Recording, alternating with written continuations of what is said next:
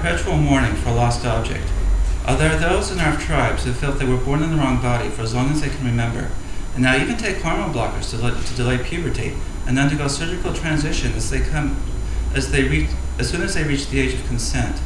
For many of us, transsexuality is a long journey through fogs of confusion and swamps of depression until we realize what we've been searching for is a different embodiment. But even then, the mourning may become keener, because it's a longing for something we never possessed, except in our imaginations. And even after estrogen and surgery have reshaped our bodies and our emotions, how can we be sure that we have been made whole? How can we know what a man feels when he pushes inside of us? How can we know what other women feel when they climax? The pain of uncertainty accumulates in our phantom wounds until it gushes into streams of tears instead of menstrual blood. This is written obviously from my perspective. We may continue to mourn because the lost object was never a body part after all, but something else, a gender identity perhaps, or maybe a social role, or just being loved for who we truly are. As we mourn for that which continues to elude our grasp, we also grieve for those things which we once possessed.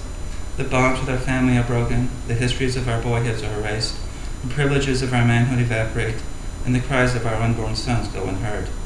We ache for an explanation of our condition, because we still don't know what the lost object was we had been missing. I inherited my melancholy from my mother. Because she grew up with a distant father and a jealous stepmother, she spent her life mourning the mother who died when she was 4 years old, and grieving for the woman who she believed gave her unconditional love, even though she could no longer remember her face. Needy and moody, my mother oscillated between unbearable love for her children and intolerable hate for us, because we could never close the hole in the heart, because we could never restore the lost object of maternal love. My lost object was my love for my mother. I ran away from her impossible love when I was a teenager, but then recreated her in myself by incorporating her body into my own. And I reached the point, however, that I understood she needed someone to mother her, rather than someone to mother. She had moved on.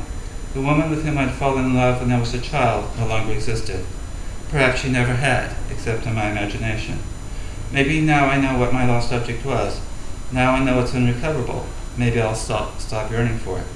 When mourning for what I cannot have finally ends, I will no longer be a transsexual, but rather the woman my melancholy has made me.